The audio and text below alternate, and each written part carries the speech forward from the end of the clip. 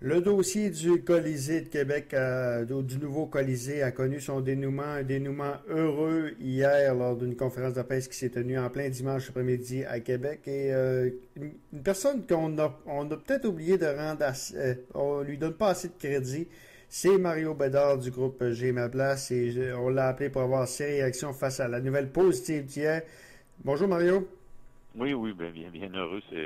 C'était le but de J'ai ma place au tout début de construire un amphithéâtre de qualité, un amphithéâtre des années 2000 à Québec. Puis hier, on a eu la confirmation que la construction allait commencer le 15 septembre. C'est une très, très bonne nouvelle.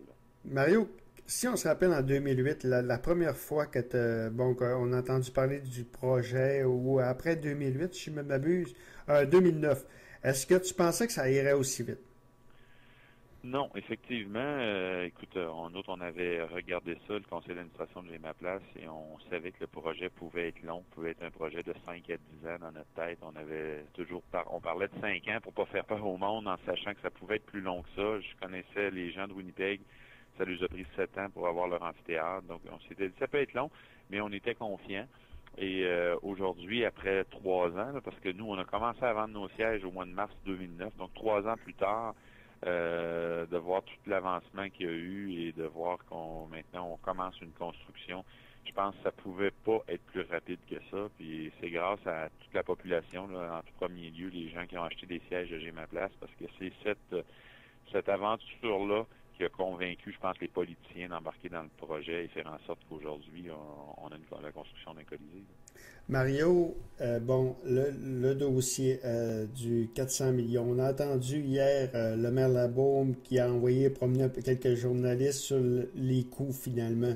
Encore ce matin, j'écoute les radios à Québec, on dit que c'est pas 400 millions, mais c'est 495 millions.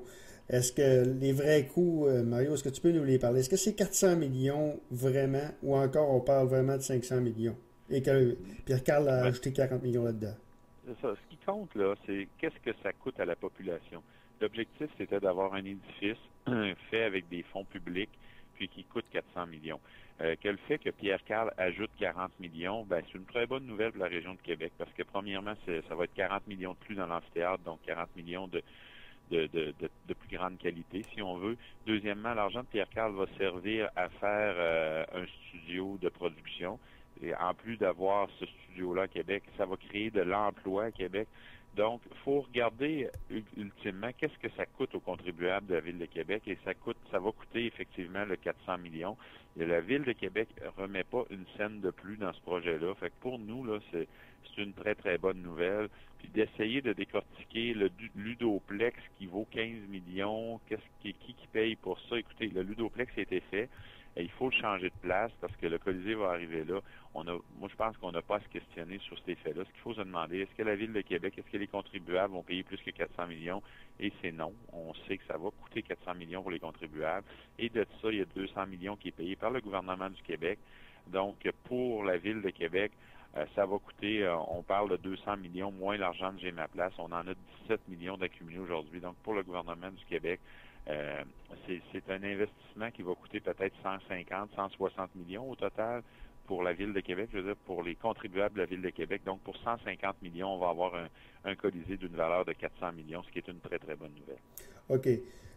Maintenant, tu sais comment vous carburez aux bonnes nouvelles. Souvent, pour avoir fait des entrevues avec toi, Mario, quand il y avait des mauvaises nouvelles, exemple d'une de Belleval, les ventes stagnaient. Mais juste hier, je pense que les ventes t'as eu une grosse journée juste hier, là.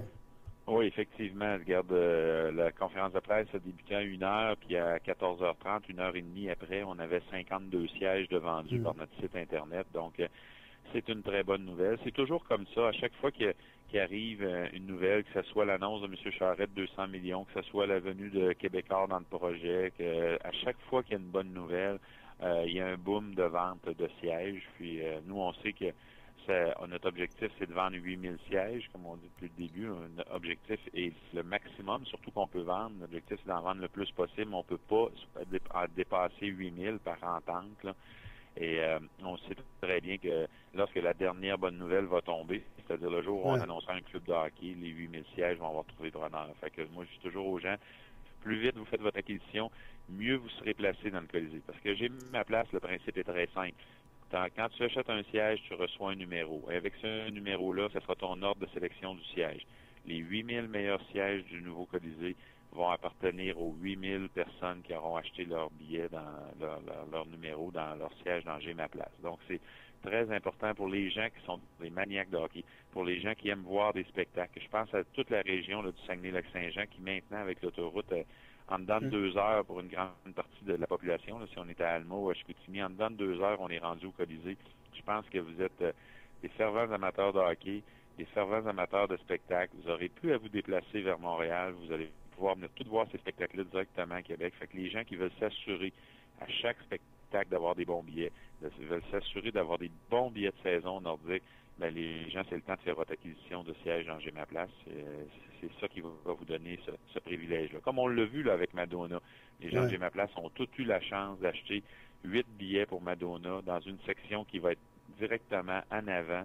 Donc, un privilège que les gens qui n'étaient pas dans J'ai ma place n'ont pas pu avoir. Puis, je pense que ça a démontré avec Madonna le grand avantage d'avoir de participer au mouvement J'ai ma place. Bon, maintenant, on va parler de ce qui nous intéresse un peu, le club de hockey, parce que tu as fait allusion, pas faire autrement que de parler de l'arrivée possible des Nordiques de Québec.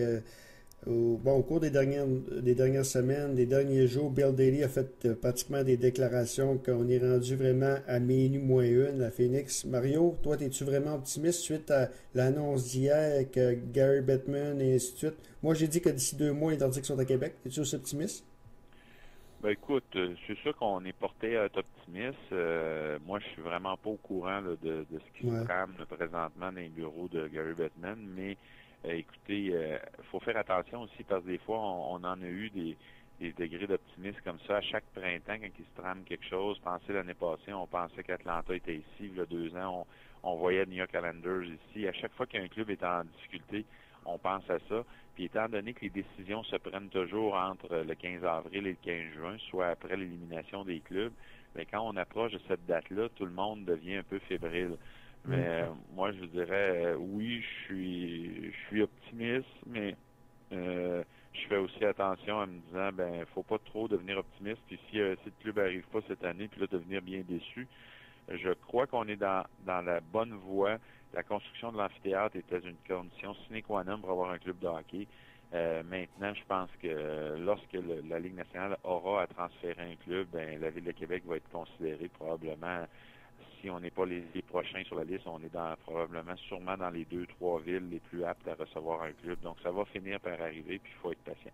OK. Ben Mario Bedard, un gros merci et félicitations. Tu étais un des premiers à croire vraiment à la nécessité d'avoir un amphithéâtre pour la Ville de Québec et l'Est du Québec. Ben, puis un gros félicitations pour cette bonne nouvelle d'hier. Ben, merci beaucoup. Puis, comme je disais aux gens, si ça a fonctionné, c'est pas juste parce que Mario Bédard a pensé à ça, c'est parce que les gens ont acheté des sièges. Ouais. Je vous encourage encore à continuer à acheter des sièges parce que plus on en vend, mieux on paraît auprès de la Ligue nationale. Ça a quand même un impact important.